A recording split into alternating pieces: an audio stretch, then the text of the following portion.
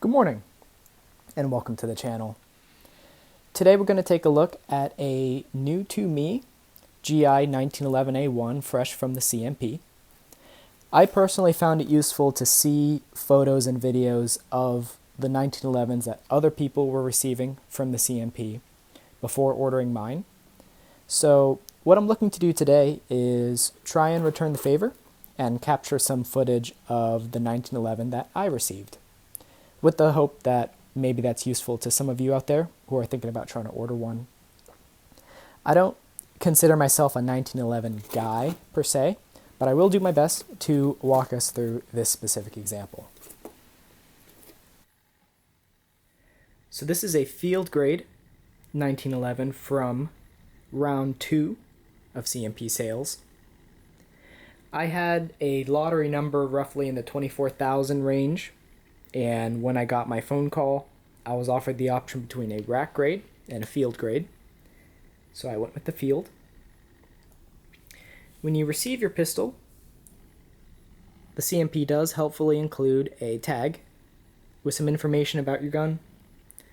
But let's go ahead and see what we got. Right off the bat, it is clearly a Colt slide. There's the Colt logo, Colt manufacturing.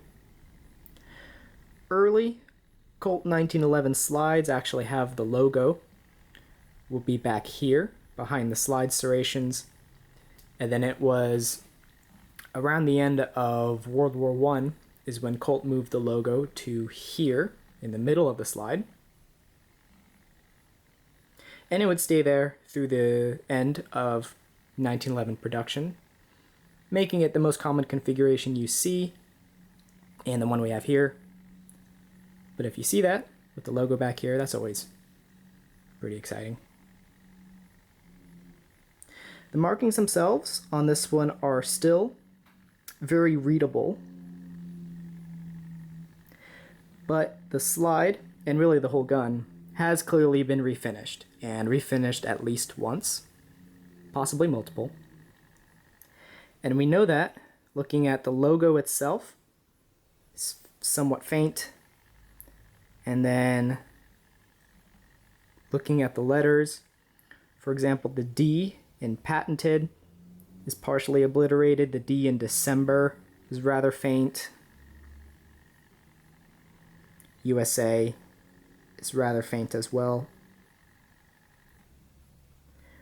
All of these guns coming from the CMP are guns that were in service for many, many decades and were rebuilt over and over, so this is not a surprise.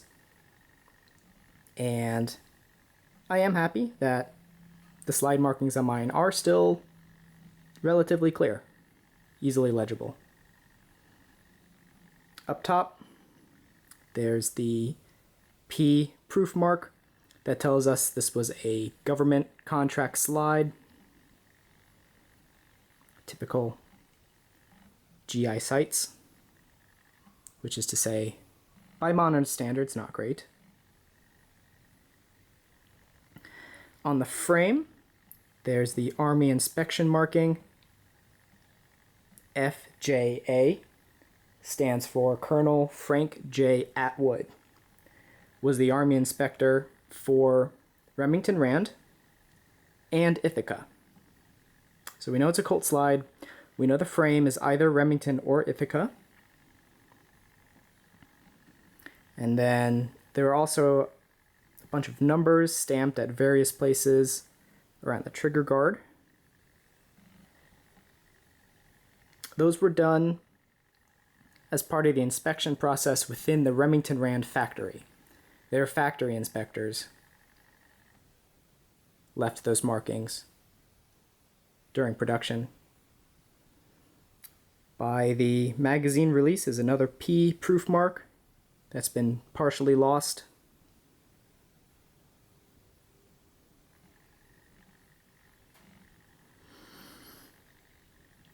On the other side of the gun, we have United States property, model 1911A1. We did already know it was an A1 from these cuts behind the trigger, but there it is again, A1. Serial number 1,800,000. Now this NO for serial number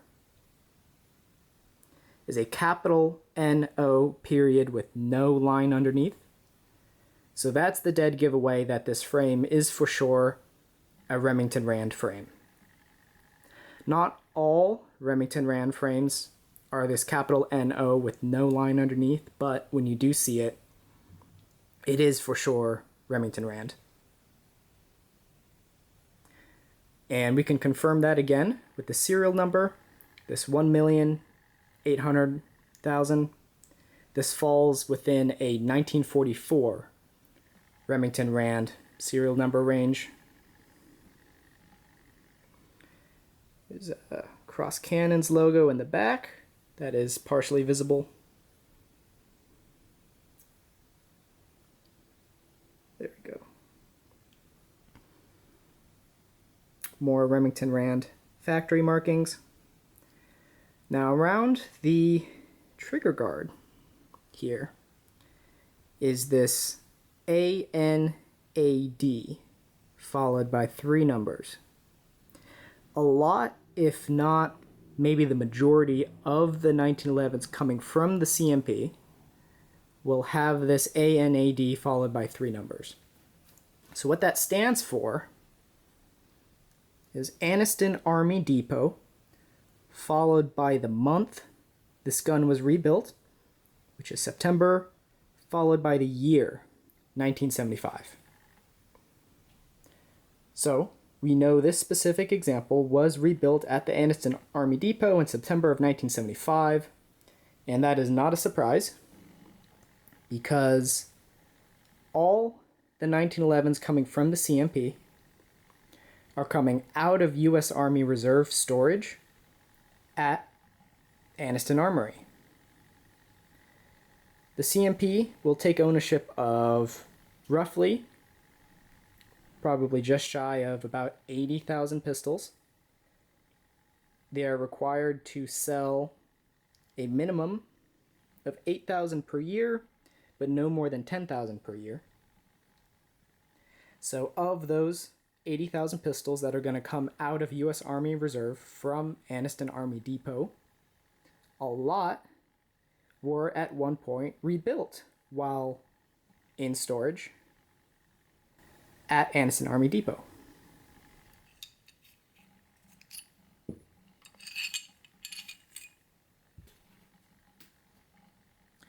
The barrel on this example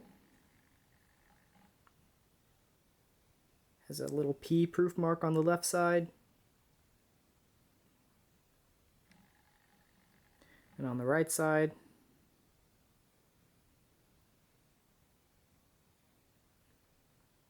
there's the F stamp that tells us this is a Flannery barrel. They were one of the barrel contractors during World War II. The bore is in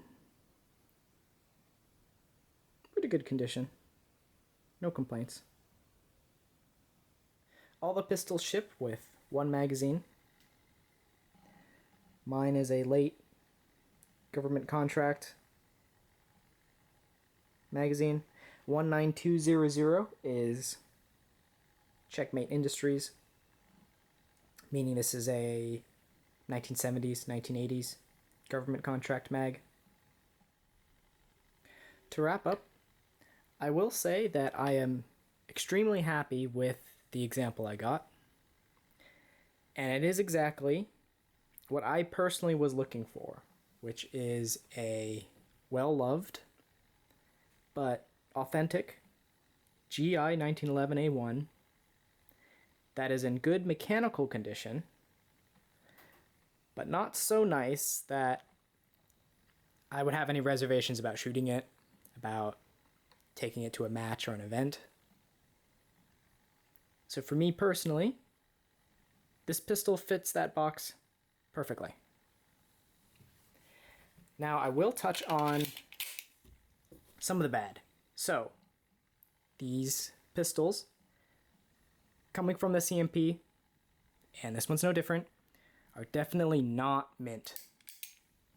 I've already talked about the refinished slide. Expect a lot of that. Especially some of the service grades that I've seen photos of tend to have an even heavier reparkerization coating, to the point that sometimes the slide markings are difficult to read at all. This specific example, the safety tends to ride past that spring detent. So here's where the safety is supposed to be, and without a lot of effort, it'll ride past it down there. So flick it down. This one tends to ride past the detent. Not mechanically an issue, but mildly annoying. More amusingly, on this example, I can actually push out the slide stop with just my finger, pushing on it from the other side, and it does not take a lot of effort to push it right out of the gun. And we are nowhere near lined up with that takedown notch, and I can just about push it out of the gun. These are well-worn pistols. Again, I'm not really a 1911 guy, so if anyone in the comments does know easy ways to fix both those things, feel free to let me know. That would be appreciated.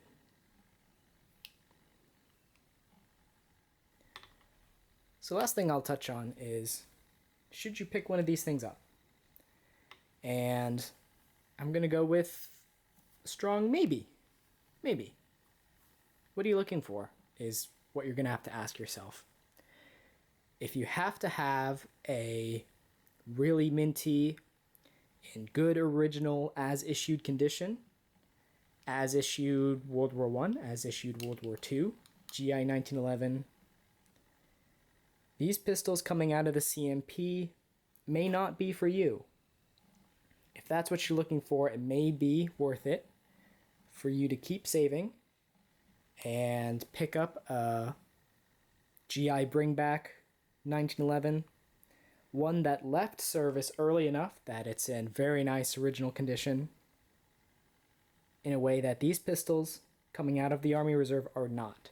These pistols coming from the CMP are the total opposite of that spectrum. These are the pistols that stayed in service for decades and decades and decades, well into the 70s and 80s, and got rebuilt over and over the course of that period, and are literally among the very, and likely are, the very, very last GI 1911s to leave military service and enter the civilian market.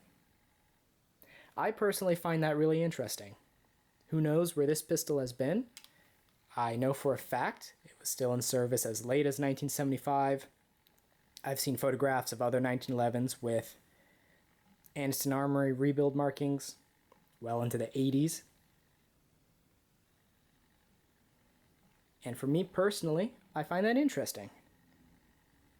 And there's the added benefit of these guns that while they are genuine US military 1911s, they are, let's go with, well loved and well used, to the point that I personally would not have any reservations shooting these.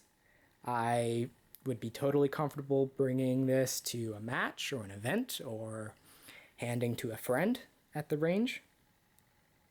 And I'm really not going to sweat it that much because these guns are already well used and are not in their original condition anymore. And for me, that fits my lifestyle. That's actually what I was hoping for. But if that's right for you, definitely consider it. But if you're looking for more of original as possible collector's pieces, maybe not. And the last thing I'll touch on is price.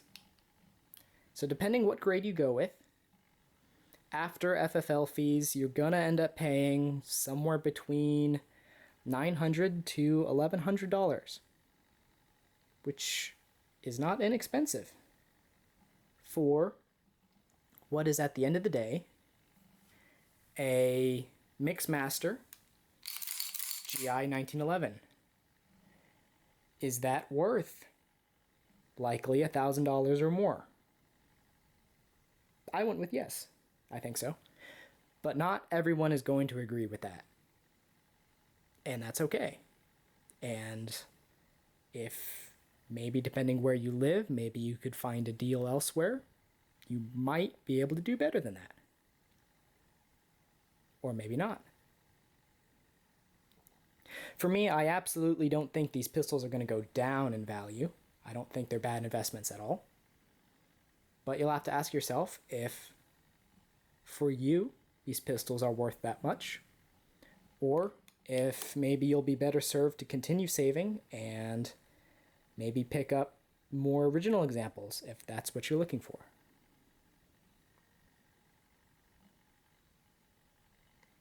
So I think that about wraps things up.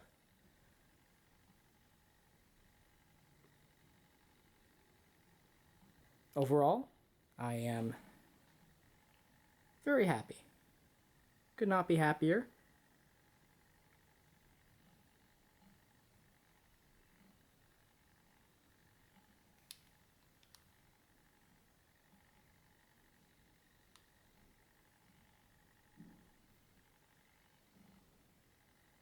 And I am very excited to have this pistol in my collection for many, many years to come. Thanks for watching. We're a young channel, but we do have more content coming. If this was helpful to you, or if you liked the video, consider leaving a like. Or if you have any questions about the example I have here, feel free to ask those questions down in the comments. And subscribe. Thank you, and take care.